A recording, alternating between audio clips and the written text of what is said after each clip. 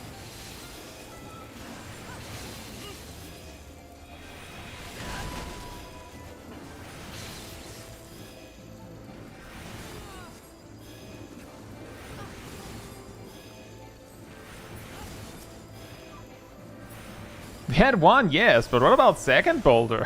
I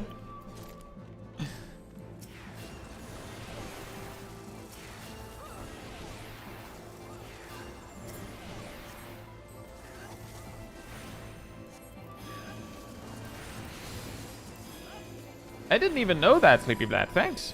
Says you can run past it perfectly fine if you go to the right of the hallway. I guess that does make sense. Considering how it leans left. I should try that next time.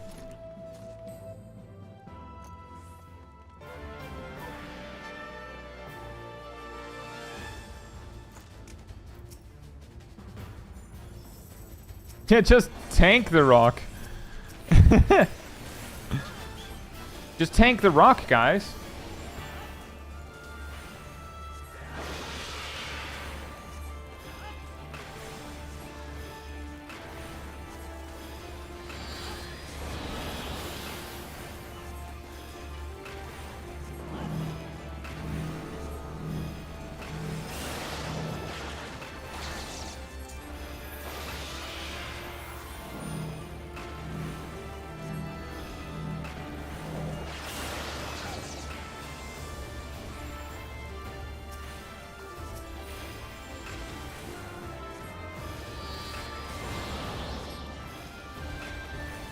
Ishaki, hope you're doing well.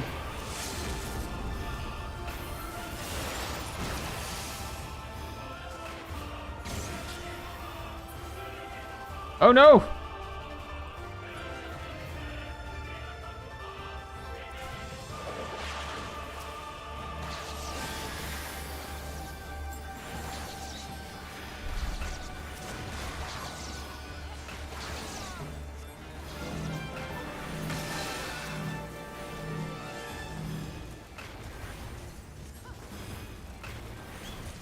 Wait, the boss is stunnable? Did I see that right?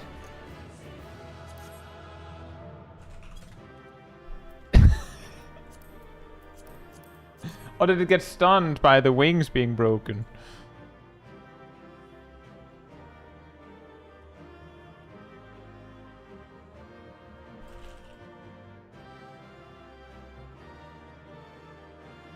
Okay, it was the wing break. For a second there. That would have been really silly.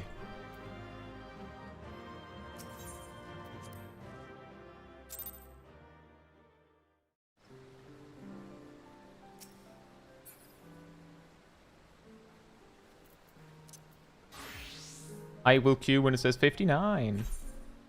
One last one for the road.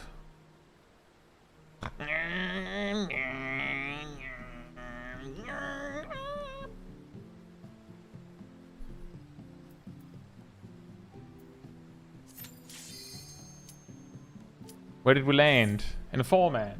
We're not a replacement. I'm glad to hear that, Sharky. Thank you so much. Oh! It's our friends again. I think.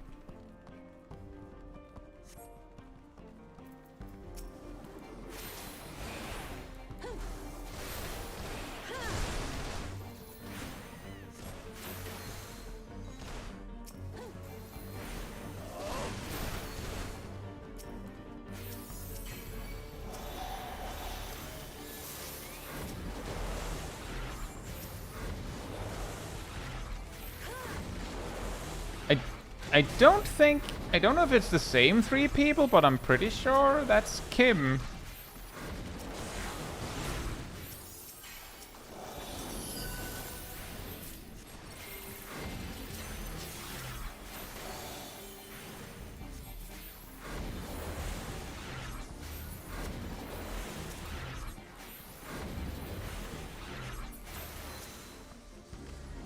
Let me check something.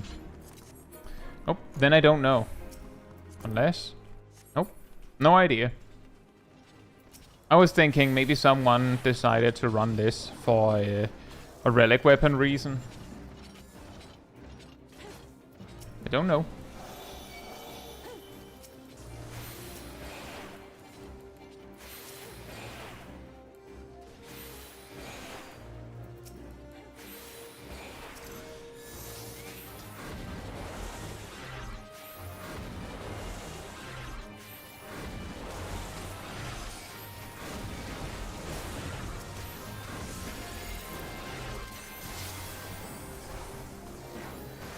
Oh, I just saw Holmgang now. It's really scary to work with at this level because I don't really have a... I already use Essential Dignity, but there is no Equilibrium and no Raw Intuition.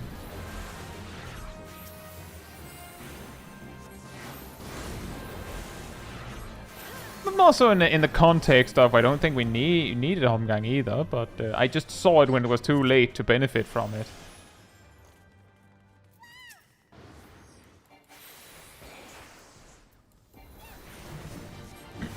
Yeah, I know, Agutazaka. They don't have to. They might be having fun with it. I have no idea.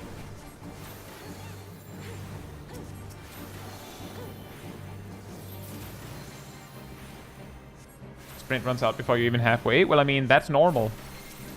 That's how the gigapulls work sometimes.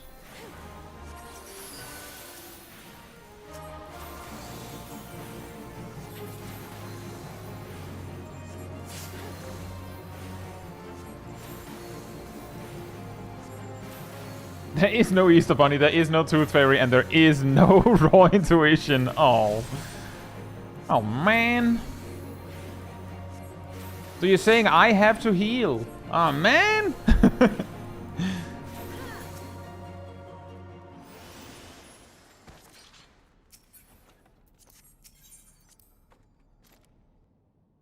Did the tank do the trick? No, we cleared everything.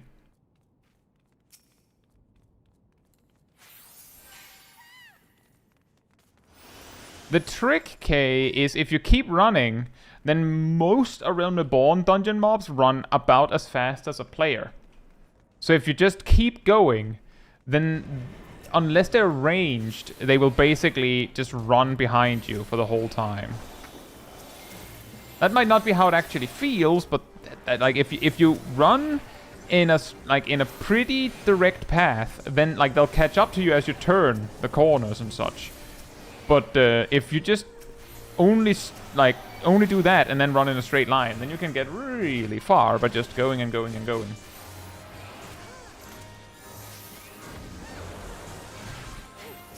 But I will also say a much safer way to practice these things is to do it with like a healer, or even better, a whole party that knows you, so that you know that no one's gonna be mad or whatever. Something like that. Not how it feels on 200 ping. That's fair. You will also take some damage. You can also see that Bronto Tower there. See, it really gets going once it has an auto attack ready to deliver. But when it doesn't have one, then it just kind of stands there like a goof. Just, I don't know.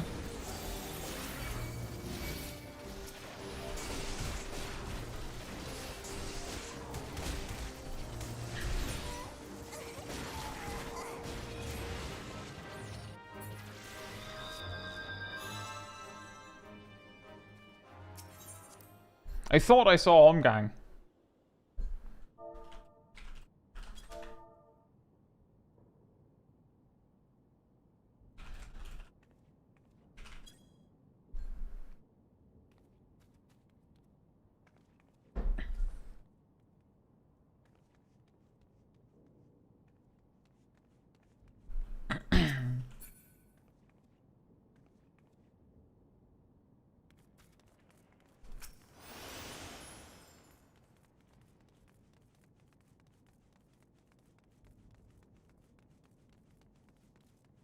Yeah, that might have been what happened. That the mob they used Holmgang on died.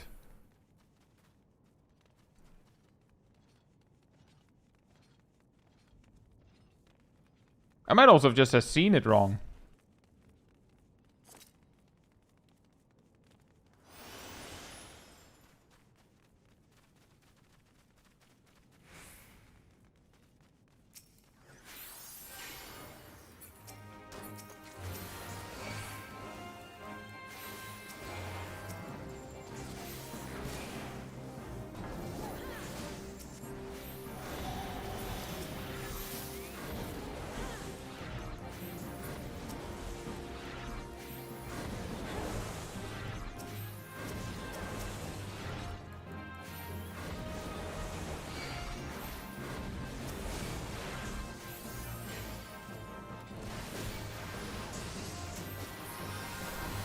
There's a Holmgang there.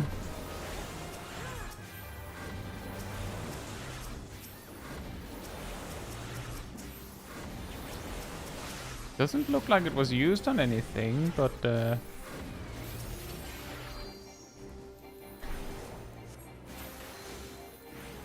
like on a specific target, but we got it this time.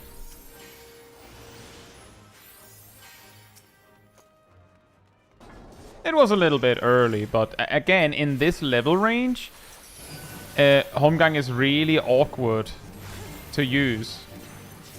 Because, like, as the warrior, your only way of, like, pulling yourself up after the fact is Thrill of Battle. So you're, like, kind of at the mercy of your healer. To not just go after it's over.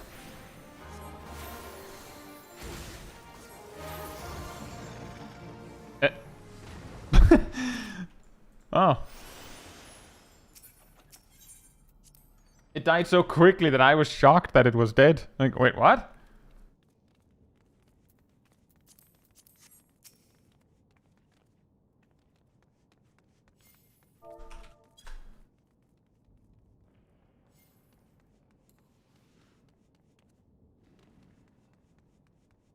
It expired naturally. Okay. Then it might have been a little early.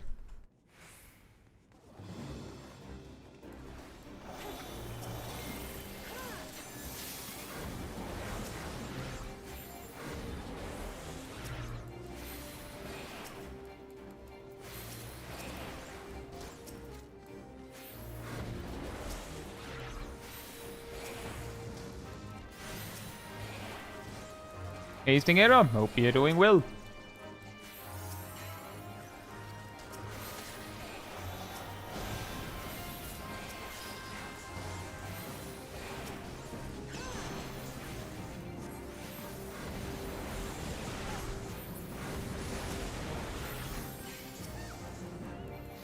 Yeah, it's been a bit, hasn't it?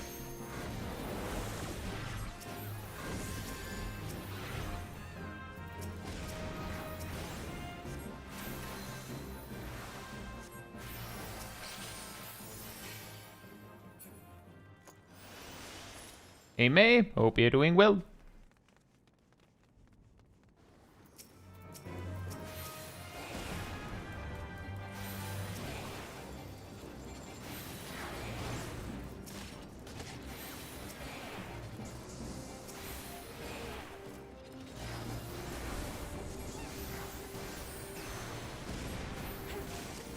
Me just doing my own thing. Going like, I just need to attack a bit. I'll get there eventually. And then I realize that Essential Dignity is on cooldown.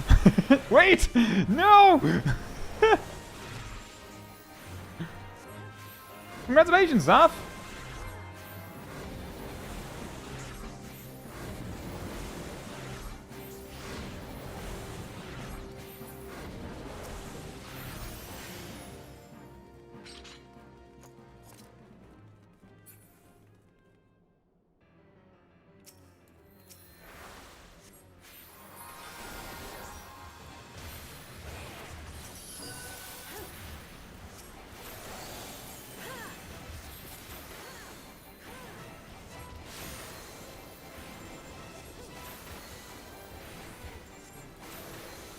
Now my is on the classic.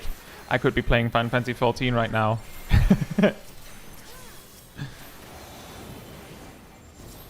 But unfortunately, work.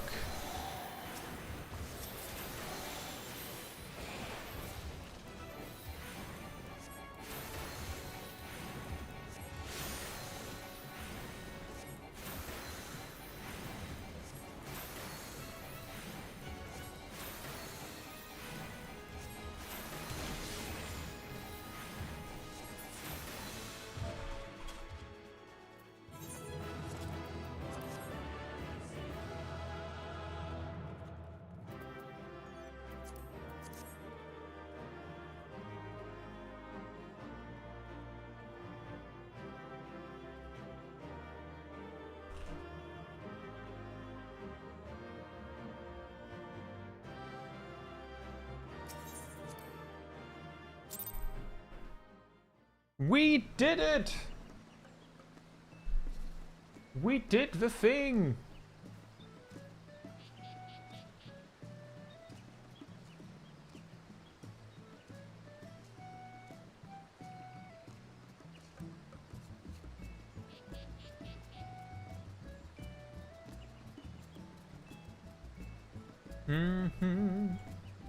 Yeah, that was very good. See, so here's the thing. Just an interesting, quick retrospective is the first Amdapor keep run with the tank and the black mage, and then there was a red mage. I basically gave the ranged cards to the red mage by default because, like, nearly every single black mage I run into is not capable of beating the average red mage at level 50 on AoE, let alone single target. So I just assume it's probably the red mage that does more damage without even checking. And then for most of the dungeon, every time I gave the red mage the card, just I target an enemy and then I see the black mage has more enmity. So on the run back, I know the black mage at least somewhat knows what they're doing.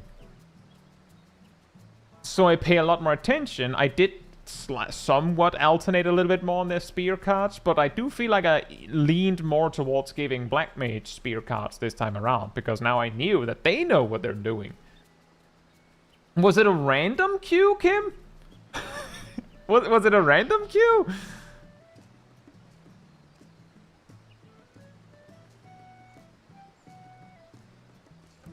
That's amazing. I was starting to wonder why we were here again. And that's okay. We were looking in. We had I think it was Mia went and checked what went wrong on that wipe, and it was, I saw that you had Holmgang when there was like 4 seconds left. So I should have just not played around it. And that was my bad. You did well.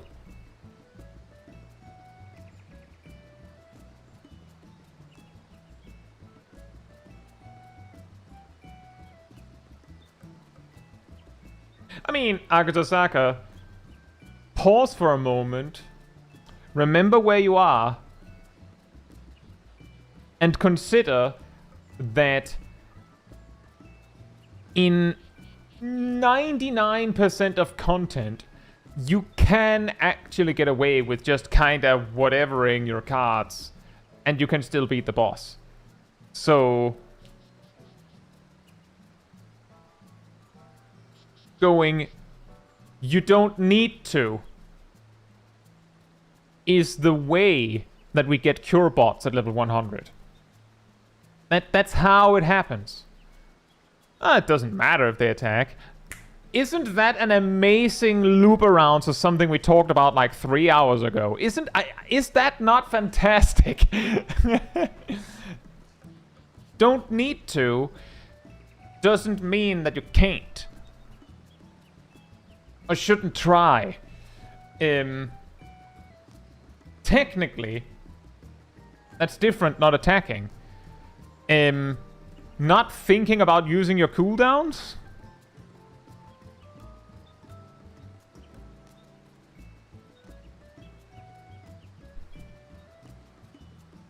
That was the last one, Sleepy Vlad. I usually go for a certain amount of time.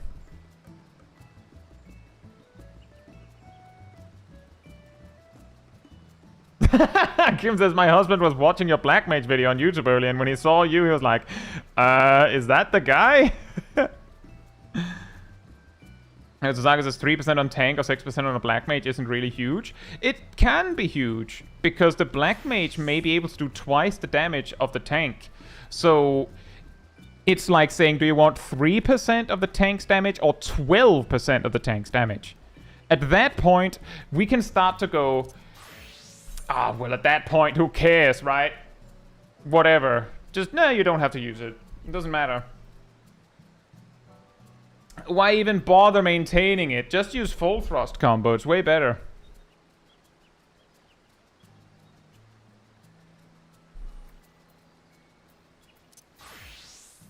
Who needs that? Who needs this? Okay, that's a little bit bigger. But basically my point is, it is a bigger difference than you think. And if you don't care, then why are you playing? Like, just play a job you care about. if we're going to go like that.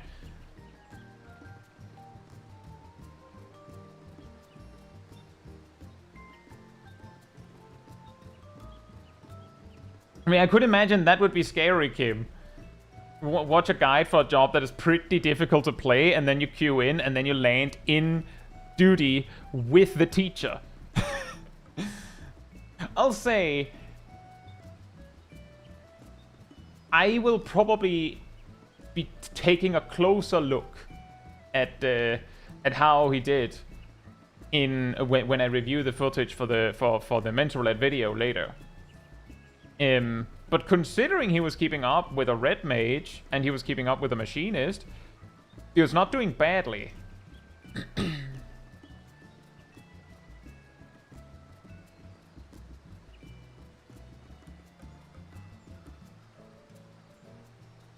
And my bar for doing badly as black mage is also like quite low. Because I've seen some stuff. I've seen some things. It'll probably be a few weeks, Kim, because I usually work these like the. You'll notice that the video from yesterday is the live stream from a few weeks ago, but it'll be there eventually. It will come eventually.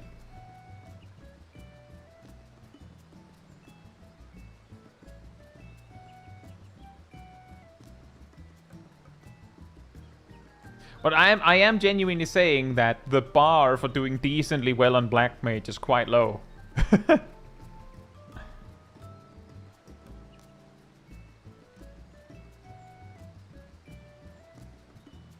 So if you checked my guide and try to follow it, then there's like... You're probably beating a lot of the rando leveling Black Mages.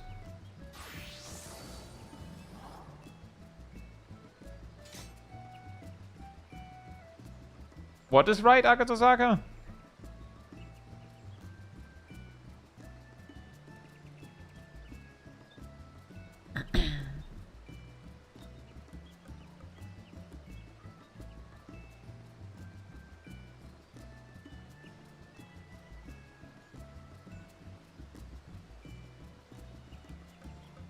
No, what I meant by that, Akatosaka, is it's not hard to do better than the average Black Mage at level 50. Which is to say, it's not easy to play Black Mage well, honestly. But let's just say that the bar is down here.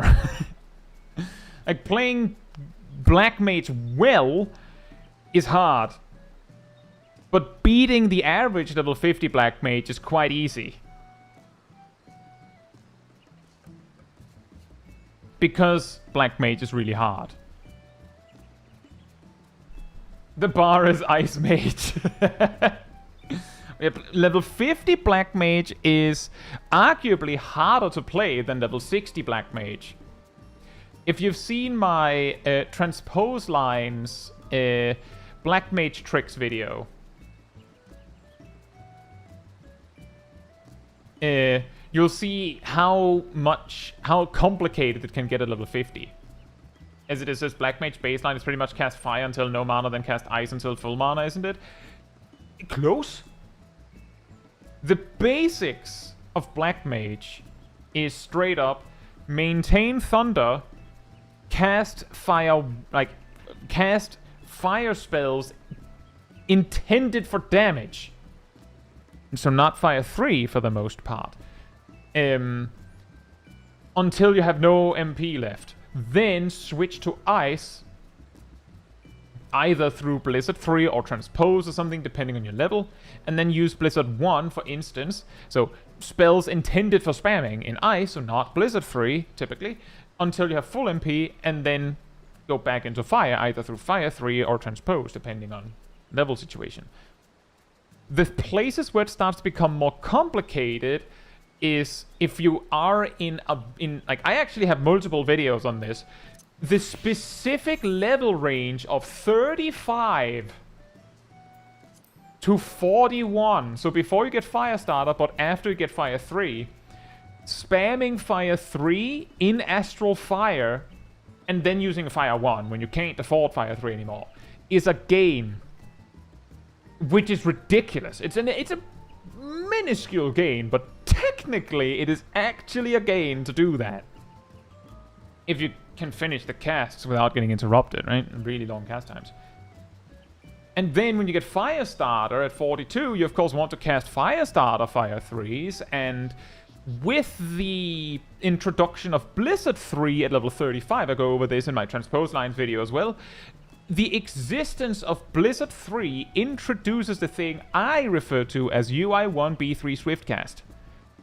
Which, like, that's where it becomes really complicated. Thank you, Ardell. That's where it becomes really complicated to, like, that's basically, this is where you cut the line between a good level 50 Black Mage and a great level 50 Black Mage, is can you do that? Because if you can't do that, then you're basically, like, you're doing the same thing as all the other Black Mages. But if you can do that, then you have a little bit of an edge. UI1B3 Swiftcast, if you've seen me Savage Raiding, or almost play Black Mage in any context, if I have Blizzard 3, then I'm looking to do this. I'm basically thinking about how to do this in an effective way. The trick is, Blizzard 3 doesn't cost anything as long as you are in Umbral Ice. 1 or 3 doesn't matter. Which means the only reason you cast Blizzard 3 while in Astral Fire to switch to Ice is because if you're in Astral Fire 3, then the cast time is cut in half, which makes the cast time more easy to stomach. But Astral Fire 3 also reduces damage of Blizzard 3 by 30%. So you're losing about 87 potency by doing it that way. But if you can make it such that the last spell you use in Astral Fire, so the spell that is preceding Blizzard 3, is an instant cast spell. At level 50, this would be Firestarter Fire 3, or the timing where you want to reapply Thunder 3 happens to coincide with Astral Fire's end. Then, instead of just going instant cast, and then you sit there, and then you cast Blizzard 3, awkwardly, you transpose, so you use transpose, and then you swift cast, and then you use Blizzard 3. And it's still free, so now you've just removed the whole thing where you need Astral Fire to make the cast time shorter from the equation by making it instant on your own dime. The reason you would do this is because Swiftcast's only purpose in your rotation is mobility, or this.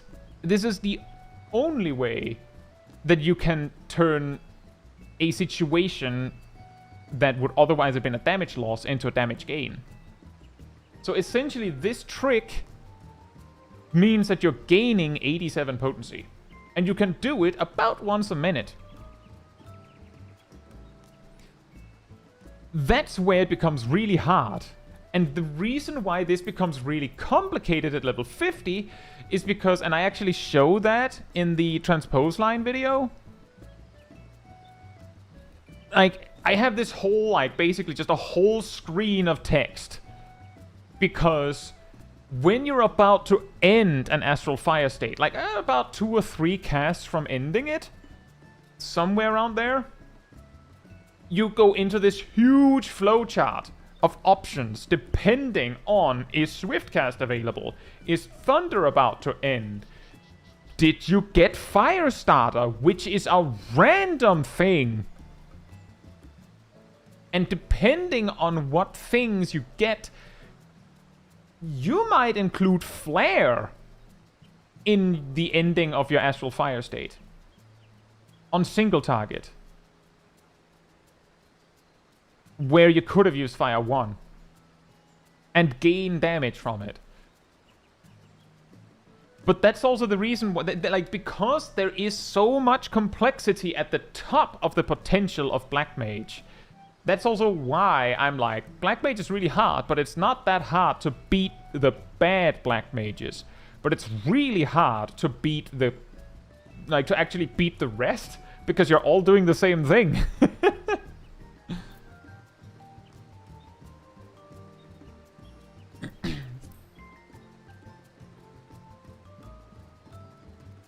I made the entire chat fall asleep, I think.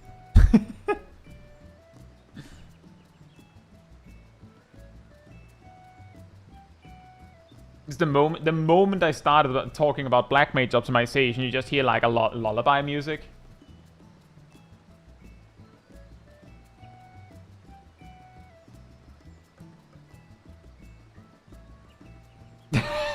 Yeah, exactly, Snow Zero. Sleepy Flat says, no more mentor time. What should we all go watch after you hop off? Thank you so much for the 5 gifted memberships, as it is. Thank you so much. Whoa. You could watch the Mentor Roulette series in the playlist, Sleepy Flat.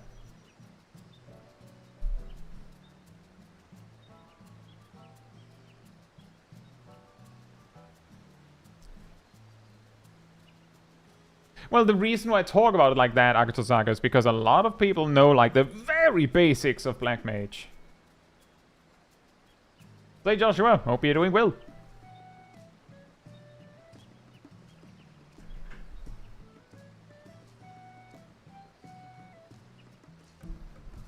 But, that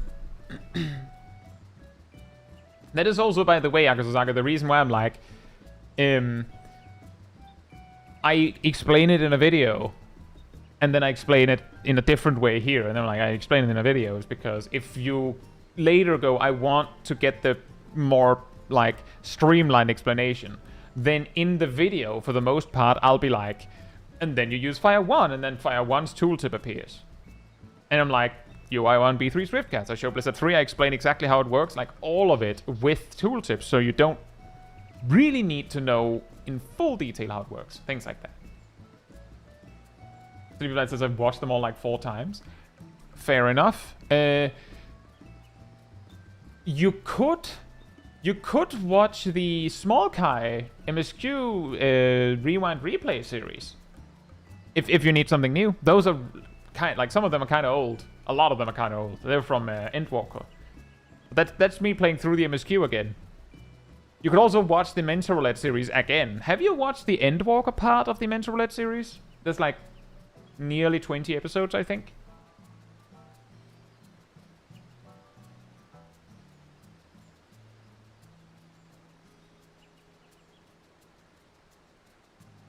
But yeah, it is funny with Black Mage that some would say that level 50 Black Mage is more complicated than level 100 Black Mage because of this.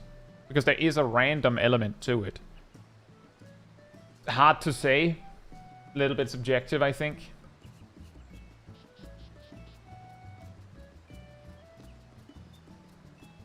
But yes, those are the kinds of reasons why I just assume the Black Mage is probably not going to be the one that I should give my spear card to.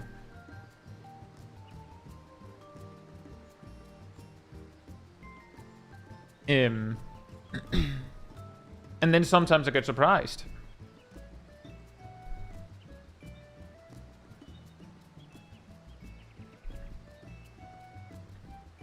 But yeah,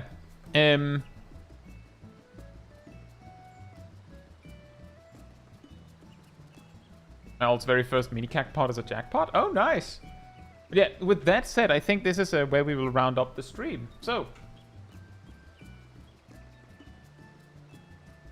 if you would like to be part of the Discord community server, there's a link right there in the chat. There you will find the weekly schedule where you can see what else is coming up in the coming days.